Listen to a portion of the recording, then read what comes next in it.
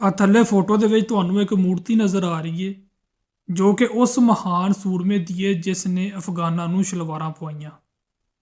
ਇਸ ਮਹਾਨ ਯੋਧੇ ਦਾ ਨਾਂ ਸੀਗਾ ਜਰਨੈਲ ਹਰੀ ਸਿੰਘ ਨਲਵਾ।